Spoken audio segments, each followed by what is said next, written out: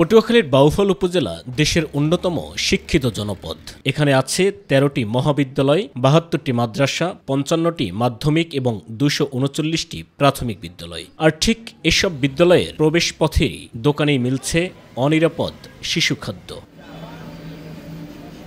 দোকানের তাকজুড়ে পাওয়া যাচ্ছে অনুমোদনহীন চিপস। প্যাকেটে নেই কোনো মেয়াদ উত্তীর্ণের তারিখ কিংবা অনুমোদনের সনদ। আর প্যাকেট খুললেই মিলছে বিভিন্ন মূল্যমানের টাকার নোটের মতো দেখতে কাগজ। বলতেছে ভাইয়া এটা রাখেন, ভালো চলবে।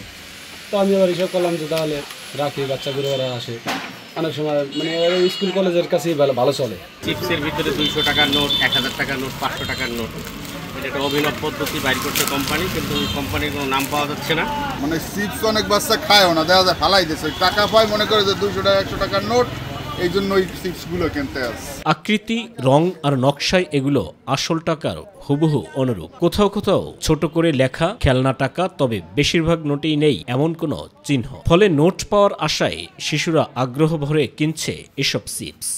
৫ টাকা দিয়ে কিনেছি এবং এটা টাকার জন্য কিনেছি, তো আমি 500 টাকা পেয়েছি। এই চিপস থেকে 200 টাকা পেয়েছি, আর এটা আমি টাকার জন্য কিনছি, আর এটা 5 টাকা দিয়ে আমি কিনছি। পথে ঘাটে পড়ে থাকা এসব নোট অনেকেই আসল ভেবে কুড়িয়ে নিচ্ছেন, পরে বুঝতে পেরে পড়ছেন বিব্রতকর পরিস্থিতিতে। এদিকে অনুমোদন ছাড়াই এসব চিপস সহজেই পৌঁছে যাচ্ছে শিশুদের হাতে।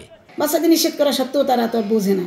এইগুলো যে বাজারে যাতে না বিক্রি করতে পারে সেই ব্যবস্থা যেন তারা নেয়।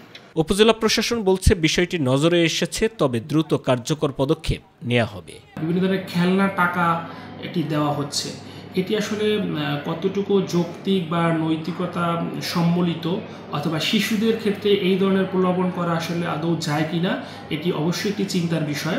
কাজে এই বিষয়টার আইনানুগ বিষয়ে গতভাবে যে ব্যবস্থা নেওয়ার প্রয়োজন হয়, আমরা আসলে সেই ব্যবস্থাই নেব। আইন বিশেষজ্ঞদের মতে বাংলাদেশের দণ্ডবিধির ধারা 489A এবং 489E অনুযায়ী মুদ্রার অনুকরণ, প্রচার বা বাজারজাতের সর্বোচ্চ শাস্তি ও যাবজ্জীবন কারাদণ্ড। এছাড়া বাংলাদেশ ব্যাংকের ২০১৭ সালের বিজ্ঞপ্তিতে স্পষ্ট বলা আছে, টাকার অনুরূপ কোনো নকশা, প্যাকেজিং বা বিজ্ঞাপনে ব্যবহার নিষিদ্ধ। অন্যদিকে অনুমোদনহীন শিশু খাদ্যের রয়েছে কঠোর আইন। তবে এসব আইনের প্রয়োগ চান স্থানীয়রা।